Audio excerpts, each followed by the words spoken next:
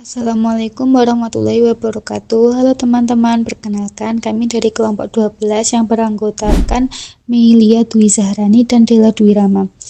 Dalam kesempatan kali ini, kami dari kelompok 12 akan membahas materi tentang risiko fiskal.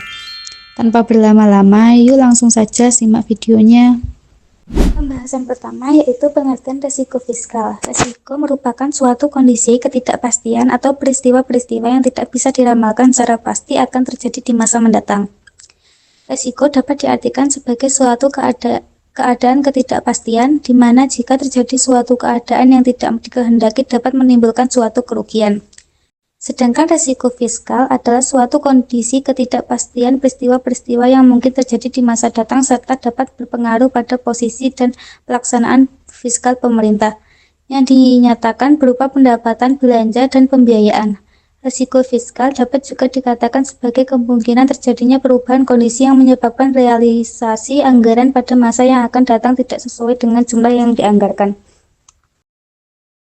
Selanjutnya, pengungkapan risiko fiskal sangat perlu untuk 4 tujuan strategis, yaitu yang pertama, meningkatkan kesadaran seluruh pemangku kepentingan dalam pengelolaan kebijakan fiskal sehingga pemerintah, DPR, pelaku usaha, dan masyarakat dapat memahami berbagai potensi risiko yang dapat mempengaruhi kondisi keuangan negara.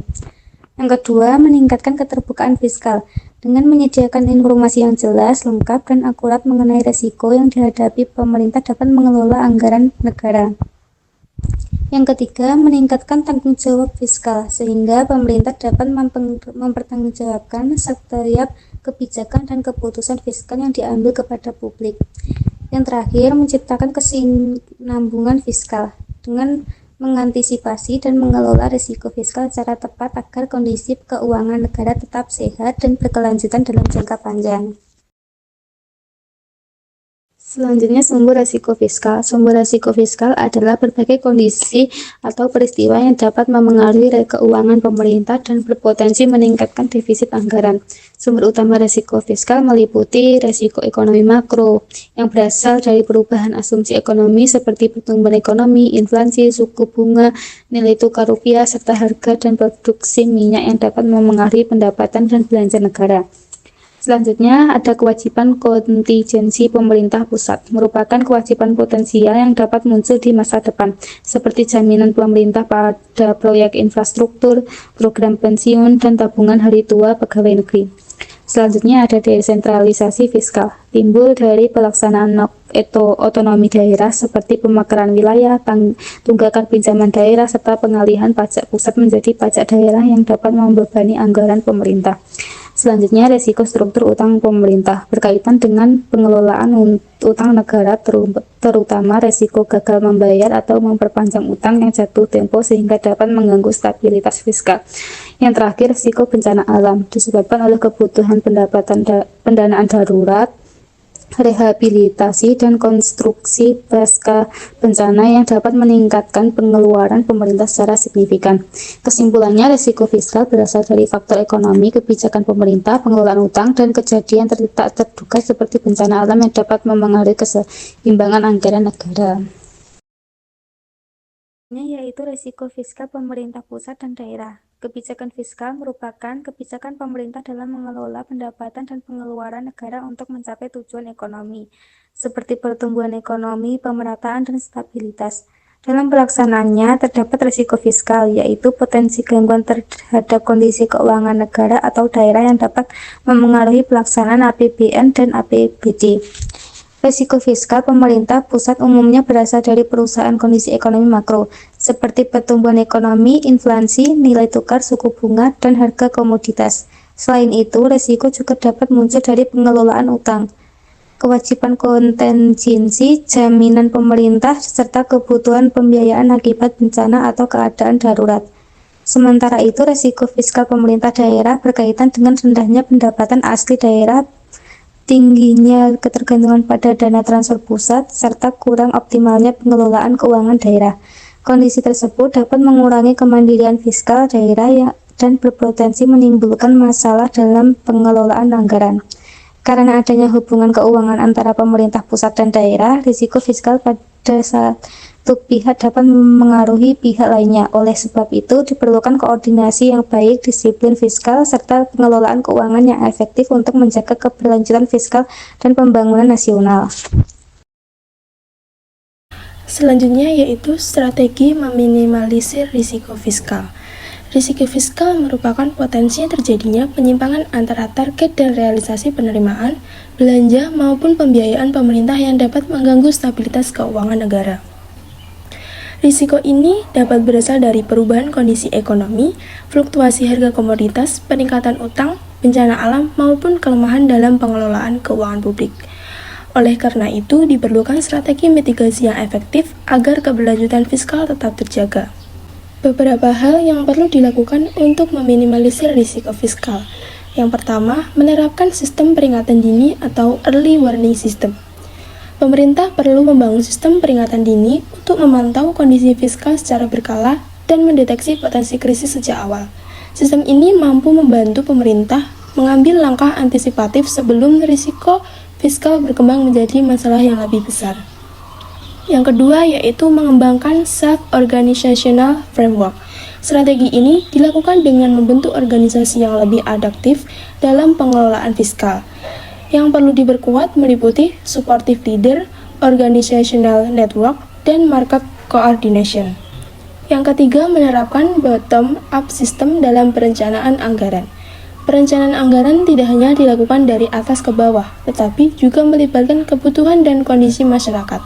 Langkah yang dapat dilakukan yaitu memetakan sumber daya yang dimiliki, melaksanakan perencanaan yang berorientasi pada kepentingan publik melalui forum konsultasi, dan menetapkan target yang fleksibel sesuai kondisi ekonomi, sosial, lingkungan, dan politik.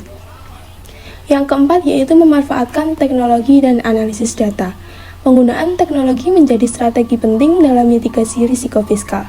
Pemerintah dapat memanfaatkan sistem analisis data untuk mengidentifikasi potensi risiko lebih cepat. Yang kelima, membangun sistem pemantauan utang. Pemerintah perlu melakukan pengawasan utang secara berkelanjutan agar beban utang tidak mengganggu stabilitas fiskal. Sistem pemantauan dapat mengontrol pertumbuhan utang dan mengurangi risiko gagal bayar. Yang keenam yaitu memperkuat tata kelola dan kapasitas kelembagaan. Tata kelola yang baik terbukti berpengaruh terhadap kesehatan fiskal. Tata kelola yang kuat membuat pemerintah lebih mampu menghadapi guncangan ekonomi dan risiko fiskal jangka panjang. Untuk upaya yang dilakukan antara lain, yang pertama meningkatkan transparansi dan akuntabilitas. Selanjutnya mengembangkan kapasitas SDM pengelola keuangan, dan yang terakhir meningkatkan koordinasi antar instansi.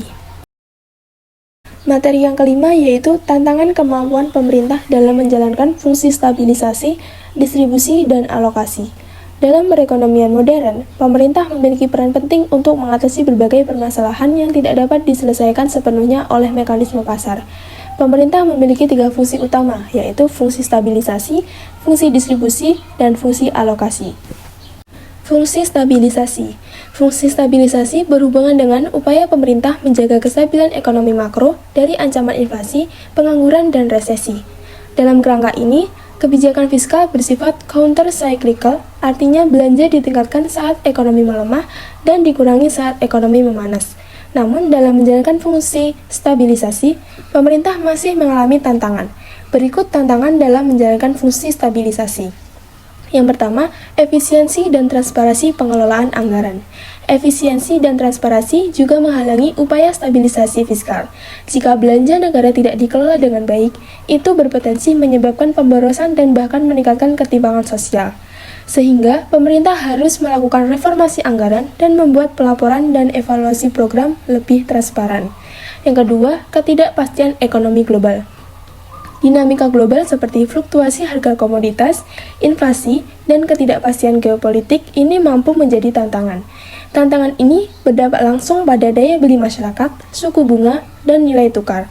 Selain itu, ketidakpastian global juga dapat menurunkan investasi dan aktivitas perdagangan internasional sehingga berpotensi mengurangi penerimaan pajak negara. Fungsi distribusi. Fungsi distribusi kebijakan fiskal sangat penting dalam upaya pemerintah untuk mengurangi ketimpangan ekonomi dan sosial. Melalui instrumen seperti pajak progresif, subsidi, dan program perlindungan sosial, kebijakan ini bertujuan untuk mengalihkan pendapatan dan kekayaan dari kelompok masyarakat yang lebih mampu ke kelompok masyarakat yang kurang mampu. Berikut tantangan dalam menjalankan fungsi distribusi. Yang pertama, keterbatasan ruang fiskal dan ketergantungan pada utang. Biaya yang terbatas menjadi penghambat dalam menjalankan fungsi distribusi. Meskipun program kesejahteraan sosial, pembangunan infrastruktur, dan subsidi membutuhkan banyak dana, sumber daya fiskal tidak selalu cukup.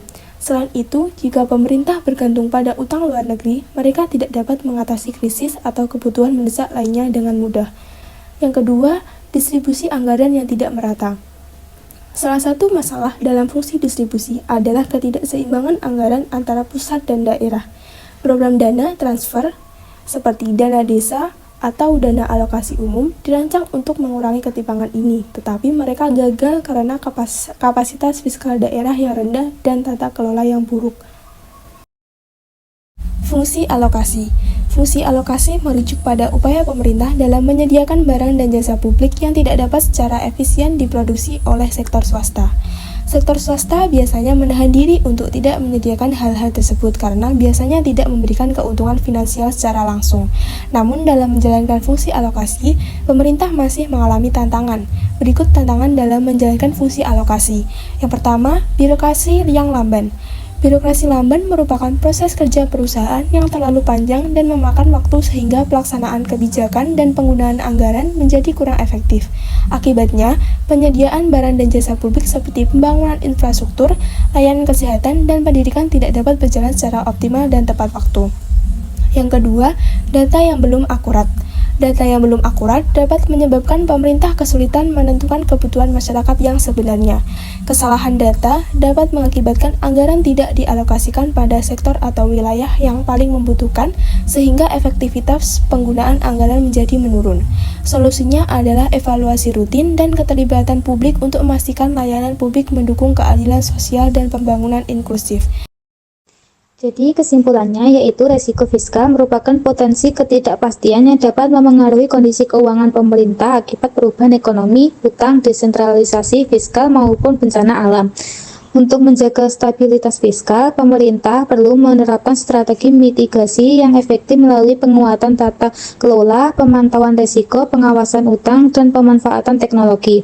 Dengan pengelolaan yang baik, fungsi stabilitas distribusi dan alokasi dapat berjalan optimal guna mendukung pembangunan dan kesejahteraan masyarakat.